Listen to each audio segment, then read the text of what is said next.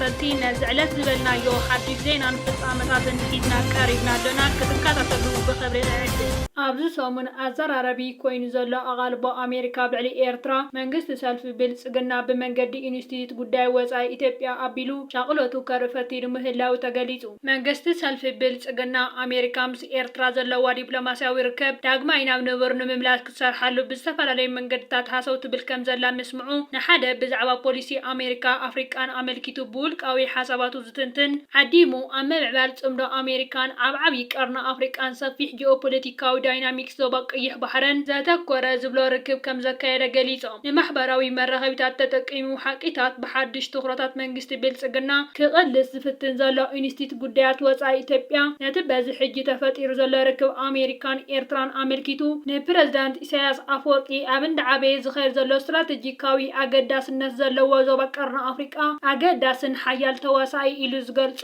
ኣሜሪካዊ ተንታኒ ፖለቲካ ኣፍሪቃ ካሜረን ሆልድሰን ዓዲሙ ከም ዝተዘራረበ 24 ሚያዝያ ኣብ ማሕበራዊ ገጹ ኣፍሊጡ። እቲ ኢንስቲትዩት ኣብቲ ዝገበሮ ዘተ ኣሜሪካ ምስ መንግስቲ ኤርትራ ክትገብሮ ትደሊ ዘላ ዲፕሎማስያዊ ርክብ ኣሜሪካ ኣብ ዞባ ቀርኒ ኣፍሪቃ ዘለዋ ዝምድናታት ዳግማዊ ምምሕያሽ ክትገብር ከም እትኽእል ሃሰው ትብል ከም ዘላን እዚ ድማ ኣካል ናይቲ ስትራቴጂካዊ ኣገባብ ኣገዳስነቱ እናወስኸ ዝኸይድ ዘሎ ዞባ ተጸሚዳ ክትቅጽል ትገብሮ ዘላ ሰፊሕ ጻዕሪ ከም ዝኾነ ዝብሉን ዛዕባታት ምስቲ ኣሜሪካዊ ተንታኒ ዝገበርዎ ዝርርብ ገሊጹ። ኢንስቲትዩት ጉዳያት ወጻኢ እታ ሃገር ኢትዮጵያ እትበሃል ሃገር ብወግዓዊ ካብ እትስምዕ ኣብ ታሪኻ ኣፍ ደገ ባሕሪ ወኒና እኳ ዘይትፈልጥ እንተኾነት ኣብ ጉዳይ ቀይሕ ባሕሪ ኣመልኪቱ ብኽቱር ህርፋን ዝተፈላለዩ ዋዕልታት ክተእንግድ ምጽንሓ ዝፍለጥ ኮይኑ ኣብዚ ሕጂ እዋን ድማ ምምሕዳር ትራምፕ ምስ ግብፂ ዝጸንሐ ጽቡቕ ርክብ ናብ ኤርትራ ከስፍሖ ኣብ ዝበለሉ ዘሎ እዋን እቲ ኢንስቲትዩት ኣብዚ ሰሙን ዝተሰምዐ ኣዘራራቢ ዜና ኣፍልጦ ከም ዘይብሉ ዝገልጽ ተንታኒ ዓዲሙ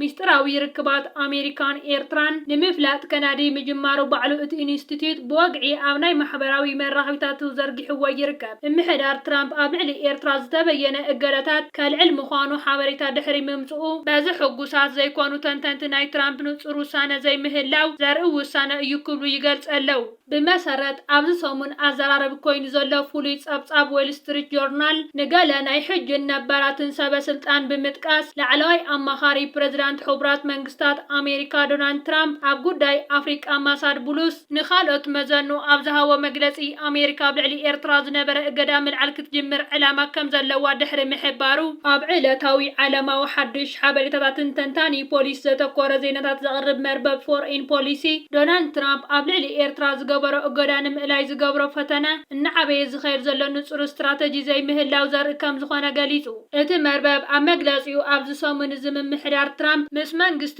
ኤርትራ ብሕቡእ ዝርርብ ብምክያድ ነቲ ዝጸንሐ እገዳ ኣሜሪካ ኣብ ልዕሊ ኤርትራ ንምእላይ ዘደናግር ወይ ንምርድኡ ዘጸግም ነገር እዩ ክብል እዩ ገሊጽዎ። መብዛሕትኡ ግዜ እገዳ ምእላይ ማለት ምልክታ መወዳእታ ናይ ሓደ ምምሕያሽ ዘለዎ መንገዲ ዝበለ እቲ መርበብ ነዚ ናይ ኤርትራ እዋናዊ ጉዳይ ምስ ናይ ሱዳንን ሶርያን ምልዓል እገዳታት ከም ኣብነት ብምጥቃስ ከተኣሳስሮ እኳ እንተፈተነ ኤርትራ ከምተን ኣብነት ኢሉ ዝጠቐሰን ሃገራት መንግስቲ ኣብ ምቕያር ወይ ምምሕያሽ ኣይገበረትን ክብል እቲ ናይ ትራምፕ ምስ መንግስቲ ኤርትራ ዲፕሎማሲ ናይ ምምሕያሽ ድሌት ከም ሓዱሽ ዘይንጹር ንምምስሳል ኣብ ዓምዱ ገሊጹ ኣሎ። ነቲ ብልዑል ድምፂ ኣብ ከምዚ ሚያዝያ ዝተረጋገጸ ናጽነት ኤርትራ መሪሑ ናብ ስልጣን ዘሎ መንግስቲ ኤርትራ ከይተቐየረ ምምሕዳር ትራምፕ ሃሰው ዝብሎ ዘሎ ምምሕያሽ ዝምድና ዘይንጹር ዝበሉ ገለ ኣንጻር ኤርትራን ህዝባን እዚ ናይ ሕጂ ሰናይ ተበግሶ ኣሜሪካ ኣብ ልዕሊ ኤርትራ ዝዓግቶ ሓይሊ ከም ዘየለ ምርዳእ ከም ዘድሊ እዩ ዝግለጽ። እዚ ናይ ሕጂ ጽቡቕ ተበግሶታት ምምሕዳር ትራምፕ መበገሲኡ እምበኣር ብመሰረት ናይ ሎሚ ዓመት ቃለ መሕተት ፕረዚዳንት ኢሳያስ ኣፈወርቂ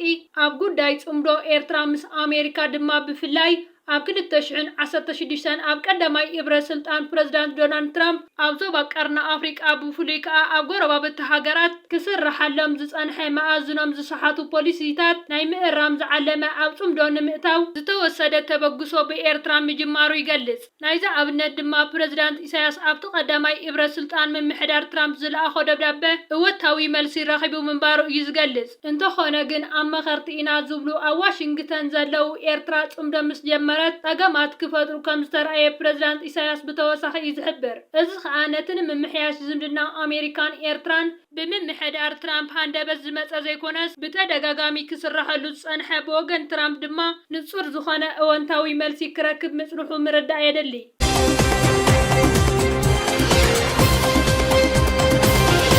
ዕግርግር ናይቲ ልሙድ ድኹም ልቢ ተረባሕቲ ግጭት ብሓቂ ዘስካሕክዕ እዩ ክብል ሚኒስተር ዜና ሓበሬታን ኣቶ የማነ ገብረ መስቀል ገሊጹ። እዚ ኣተሓሳስባ እዚ ብፍላይ ኣብዚ ሰሙን እዚ ብንዕቀት ዝተጎብአ ንፖለቲካዊ ጉዳያት ዕጫ ከምኡውን ኣህጉራዊ ዝምድናታት ኤርትራ ብፍላይ ንዞባ ቀርኒ ኣፍሪቃ ድማ ብሰፊሑ ናይ ምውሳን ምሕደራን ስልጣንን ዘለዎም ምክትላት ንጉሳት ኮይኖም ክዋስኡ ምዕዛብ ነቲ ንዕቀት ዝመልኦ ኣቃውማ ብዓይኒ ዝገልጽ እዩ ነይሩ ክብል ገሊጹ። ከመ በህላ ሚኒስተር የማነ ዓቕሊ ጽበት ገና ዘለን ቅነ ሰማይ ዓሪጉ ምክንያቱ ሃገራት ኢሮጳ ኮነ ኣሜሪካ ብመንገዲ ኣጀንዳ ብልጽግና ኣብ ቀርኒ ኣፍሪቃ ዝነበረ ጽልዋ ሓንሳብን ንሓዋሩን ካብ ስራሕ ወፃኢ ኮይኑ ሸቃሊ ፍጹም ተቃጺሉ ዝንቡዕ ፖሊሲን ከም ማዕራርያ ጥራይ ዕድል ከም ዘለዎን ገሊጹ። ወሲኹ ክብረት ካሸጥካ ዝርከብ ክብረት የለን ናይ ጎይታ ጊላን ናይ ምሃብ ምቕባልን ብረድኤትን ምጽወታን ዝግበር ዝምድና ኣብ መወዳእቱ ናብ ሕስረትን ጥፍኣትን ምዃኑ ሚኒስተር የማነ ገሊጹ።